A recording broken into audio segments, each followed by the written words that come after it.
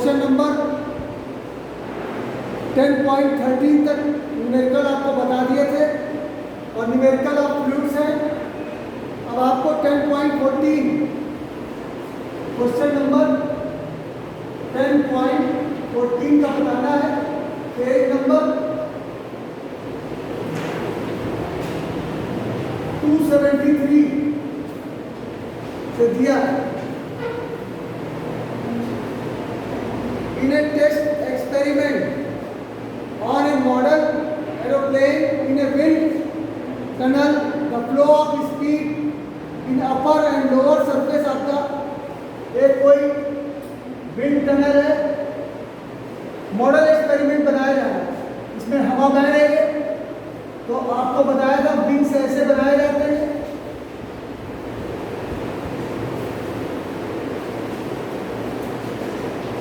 इसके ऊपर की स्पीड है 70 मीटर पर सेकेंड और नीचे की स्पीड है 63 मीटर पर सेकेंड, यानी V1 70 मीटर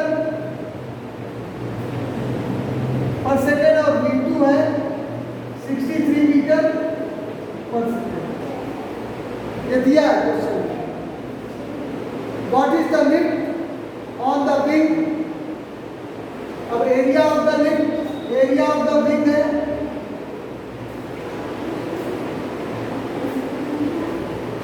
2.5 मीटर स्क्वायर। ये एरिया दिया हुआ है, एरिया ऑफ द विंग। और डेंसिटी दी है ऑफ एयर, फिर रखा है 1.3 किलोग्राम पर मीटर क्यूब। इतनी इंफॉर्मेशन है।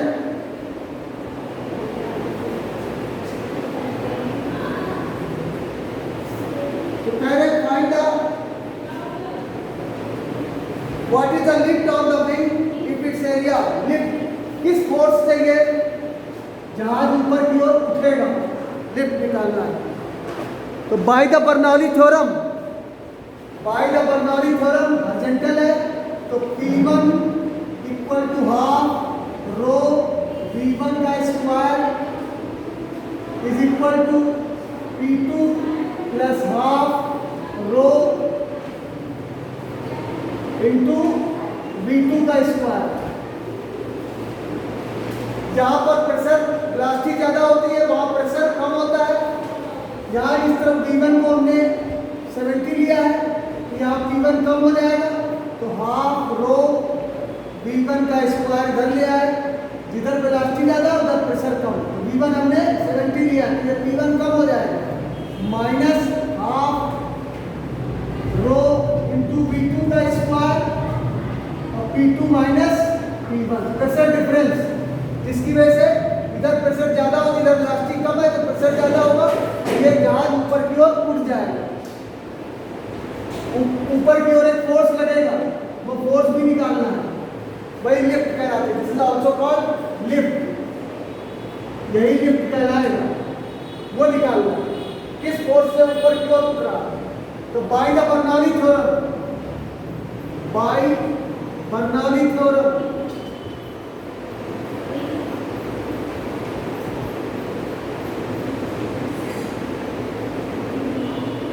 ये हम लोग जानते हैं, क्योंकि हॉरिजॉन्टल मान रहे हैं इसलिए इसमें h का कोई काम नहीं होगा, वो दोनों बराबर होंगे। तो this is a pressure difference delta P और हाफ रो कॉमन ले लिया, तो V1 का स्क्वायर माइनस V2 का स्क्वायर आ गया। अब जो वैल्यूज दी हैं वो लगा देंगे। अब डेल्टा P, और हम लोग ये भी जानते हैं P equal to force upon area होता है, और वो फोर्स पूछ रहे हैं, तो डेल्टा P की जगह F अपॉन A लगा देंगे, तो फार्मूला ये बन के आ जाएगा V1 स्क्वायर माइनस V2 का स्क्वायर, A उधर चला जाएगा। ये अब लिफ्ट फोर्स, लिफ्ट किस फोर्स से ऊपर उठाया जा रहा है, into half into A rho V1 का स्क्वायर। अब इसमें वैल्यूज लगा दे, A भी आपको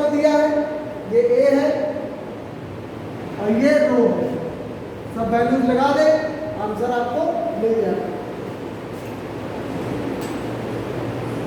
तो F 1/2 ए है आपका 25 है, 2.5 मीटर स्क्वायर। ये आपका 2.5 और डेंसिटी दे रखी है 1.3। सब एमकेएस यूनिट में, ये आपको चेक करना पड़ेगा। मीटर पर सेकंड, मीटर स्क्वायर, किलोग्राम पर मीटर क्यूब। बच्चों का आंसर इसीलिए नहीं आता, एक भी यूनिट उन्होंने सीजीएस में दे दी और आप वो ऐसे ही उठा के रख देते। तो ये आपको न्यूमेरिकल लगाने के पहले देखना पड़ेगा कि सारी यूनिट एक ही में है, या तो सब एमकेएस में हो या सब सीजीएस में हो। यहाँ लगा देंगे इंटू 70 का स्क्वायर माइनस 63 का स्क्वायर, ये बन जाएगा। अब इसको फर्दर सॉल्व करेंगे।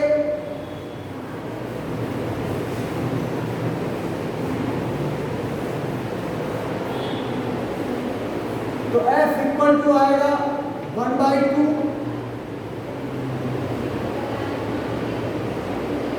इसका मल्टीप्लाई अभी रखा रहे दो 2.5 इंटू 1.3 और इसमें ए स्क्वायर माइनस बी स्क्वायर का फार्मूला याद है। ए स्क्वायर माइनस बी स्क्वायर होता है ए माइनस बी और ए प्लस बी, इस तरह से।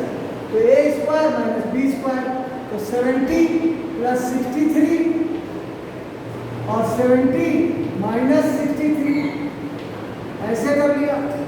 और ये 1/2 2.5 इंटू 1.3 और ये हो जाएगा 133 और ये आ जाएगा 7। इस तरह से ये आंसर आएगा। अब जब आप इनका मल्टीप्लाई करेंगे, मल्टीप्लाई करने में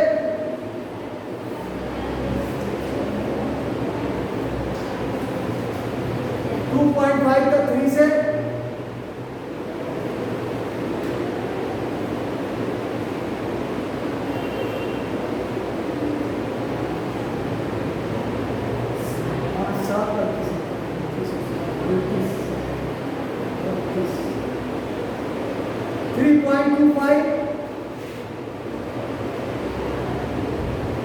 और इसका मल्टीप्लाई करेंगे, सॉल्व करेंगे 931, इन दोनों का मल्टीप्लाई करके 2 से डिवाइड करने के बाद। अब ये फर्दर सॉल्व होगा।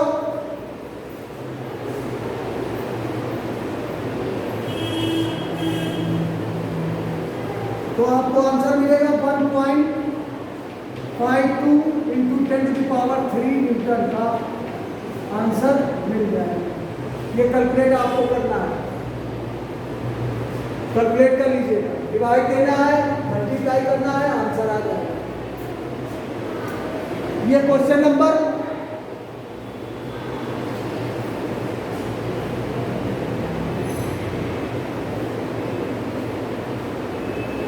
14 था।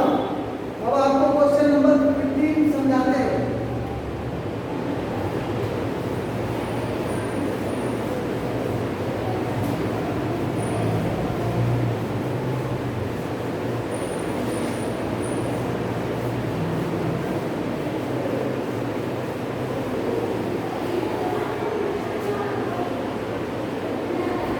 क्वेश्चन नंबर 15 10.15 15 पेज नंबर वही चल रहा 273। ये दो डायग्राम बने,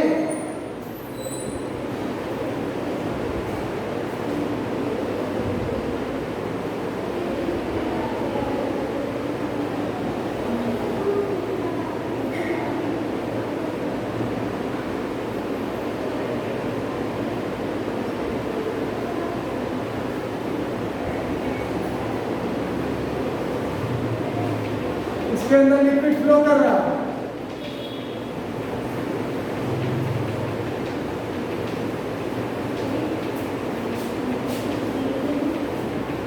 तरह से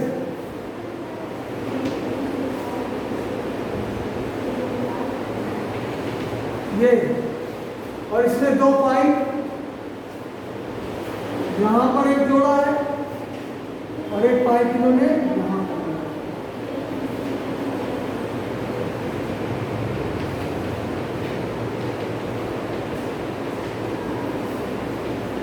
और एक पाइप भी लगा।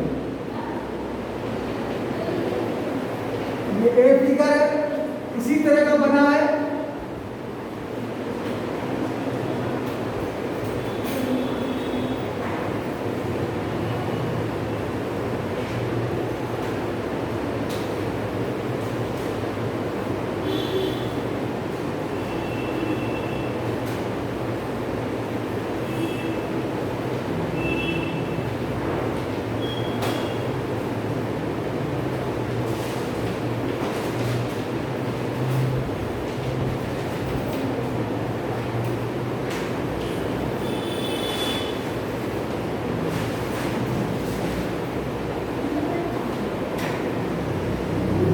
अब इसमें बताना है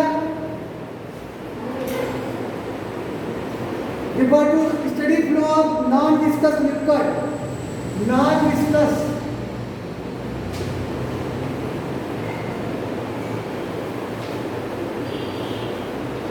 लिक्विड फ्लो कर रहा है। Which of the two figure is incorrect? इनमें से कौन सा इनकरेक्ट, ये आपको बताना है। देखिए हम लोग ये जानते हैं by the principle of continuity A1 B1 equal to A2 non viscous है, A2 B2 होता है। जहां पर एरिया ऑफ क्रॉस सेक्शन कम होगा वहां वेलोसिटी ज्यादा होगी, जहां पर एरिया क्रॉस सेक्शन ज्यादा होगा वहां वेलोसिटी कम हो जाएगी। अगर यहाँ पर हम वेलोसिटी V1 लें और यहाँ पर वेलोसिटी V2 लें तो यहाँ पर एरिया ऑफ क्रॉस सेक्शन कम है, इसका area of cross section A1 लिया और इसका area of cross section A2 लिया, तो यहाँ पर एरिया ऑफ क्रॉस सेक्शन ज्यादा है तो वेलोसिटी क्या हो जाएगी? When A1 is more than A2 by the figure सही आपको दिख रहा है।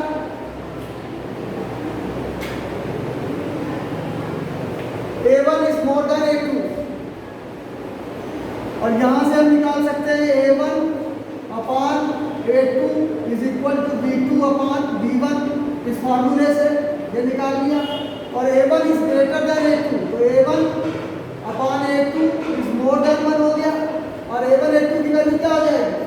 A1 A2 की वैल्यू है B2 upon B1 is more then 1 तो यानी B2 B1 से ज्यादा हो जाएगा, यानी B2 is more than B1 by principle of continuity से हमको ये पता है A1 upon A2 is equal to B2 upon B1 होता है।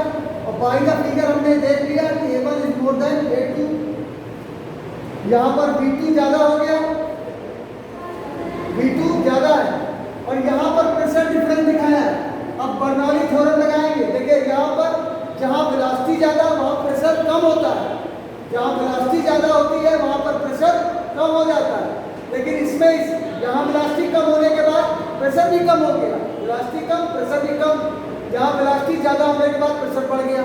तो ये चीज रॉन्ग है, इसमें सही है वेलोसिटी कम प्रेशर ज्यादा, क्योंकि इनवर्सली प्रोपोर्शनल होते हैं।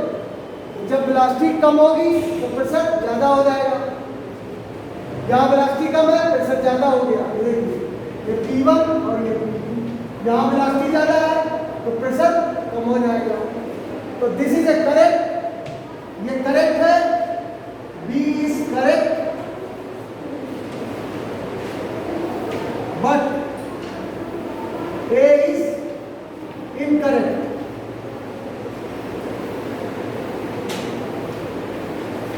क्योंकि ये बर्नौली थ्योरम के हिसाब से वेलोसिटी को फॉलो नहीं करता। वेलोसिटी ज्यादा होगी तो प्रेशर कम होगा।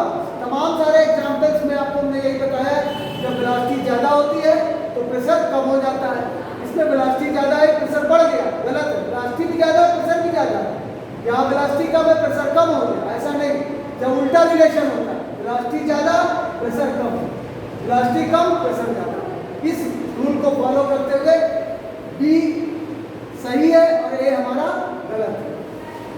ये क्वेश्चन नंबर आपका 15 हो गया।